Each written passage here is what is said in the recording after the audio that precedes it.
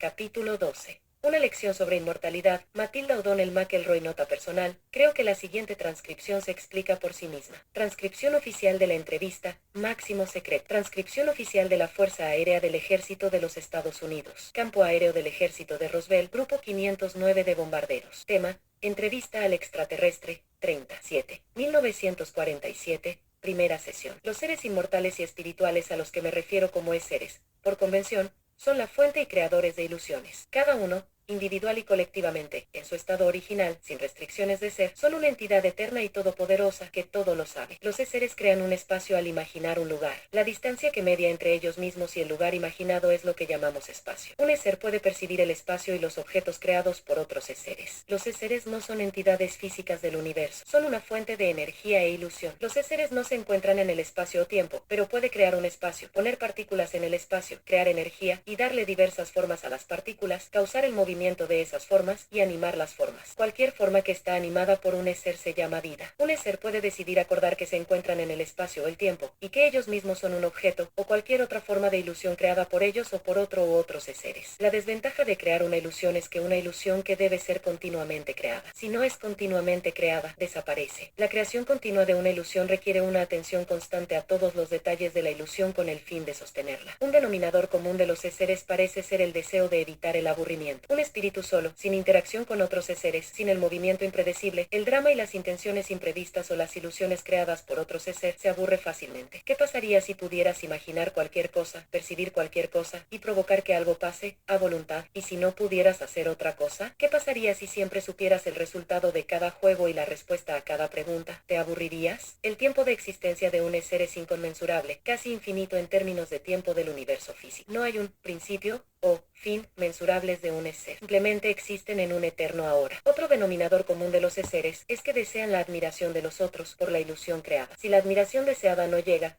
el ser sigue creando ilusiones en un intento de conseguir la admiración. Se podría decir que todo el universo físico está hecho de ilusiones inadmiradas. En los orígenes, este universo se inició con la creación de espacios ilusorios individuales. Estos fueron el hogar de los seres. A veces un universo es una creación compartida de las ilusiones de dos o más seres. Dada la proliferación de seres y de universos que crean, estos a veces chocan o se mezclan o fusionan en tal medida que muchos seres comparten la co-creación de un universo. Los seres reducen sus capacidades para poder jugar un juego. Los seres piensan que cualquier juego es mejor que ningún juego. Ellos prefieren soportar el dolor, el sufrimiento, la estupidez, la privación y toda clase de condiciones innecesarias e indeseables solo para jugar un juego. Haciendo de cuenta que no conocen todo, ni ven todo, y que no hacen de todo, es una manera de crear las condiciones necesarias para jugar un juego, incógnitas, barreras a la libertad y barra diagonal o adversarios y objetivos. En definitiva, un juego soluciona el problema del aburrimiento. De esta manera, todo el espacio, galaxias, soles, planetas y fenómenos físicos de este universo, incluyendo las formas de vida, lugares y acontecimientos, han sido creados por seres y sostenidos por mutuo acuerdo de que estas cosas existen. Hay tantos universos como seres que los imaginan, crean y perciben. Cada uno existe al mismo tiempo dentro de su propia continuidad. Cada universo es creado usando su propio conjunto único de reglas, según se hayan imaginado, modificado, conservado o destruido por uno o más seres que lo crearon. El tiempo, la energía, los objetos y el espacio, tal como se definen en términos del universo físico, pueden o no existir en otros universos. El dominio existe en tales universos, como así también en el universo físico. Una de las reglas del universo físico es que la energía se puede crear, pero no destruir. Así, el universo se mantendrá en expansión mientras haya seres que sigan inyectando más energía al mismo. Es casi infinito. Es como una línea de montaje de automóviles que nunca deja de funcionar y ninguno de los coches termina su vida útil. Cada ser es básicamente bueno. Por lo tanto, un ser no disfruta haciéndoles a otros seres nada que ellos mismos no quisieran experimentar. Para un ser no existe una norma inherente de lo que es bueno o malo, correcto o incorrecto, feo o bello. Estas ideas se basan en la opinión de cada ser. El concepto más cercano que el ser humano tiene para describir a un ser es el de un Dios, que todo lo sabe, es omnipotente e infinito. Entonces, ¿cómo un Dios podría dejar de ser un Dios? Solo fingen no saberlo. ¿Cómo se podría jugar al escondite si siempre se supiera dónde está escondida la otra persona? Finges no saber dónde están escondidos los otros jugadores para poder ir a buscarlos. Así es como los juegos fueron creados. Solo has olvidado que estabas fingiendo. De este modo, los seres quedan atrapados y esclavizados en el interior de un laberinto de su propia invención. ¿Cómo se puede crear una jaula, encerrarse uno mismo dentro de la jaula, tirar la llave y olvidar que hay una llave o una jaula y olvidar que hay un adentro o afuera e incluso olvidar que hay un yo? Crear la ilusión de que no hay ilusión, el universo entero es real y que otro universo no existe ni podría ser creado. En la Tierra, lo que la propaganda ha enseñado y acordado es que los dioses son responsables y que los seres humanos no son responsables. Se ha enseñado que solo un dios puede crear universos. Por lo tanto,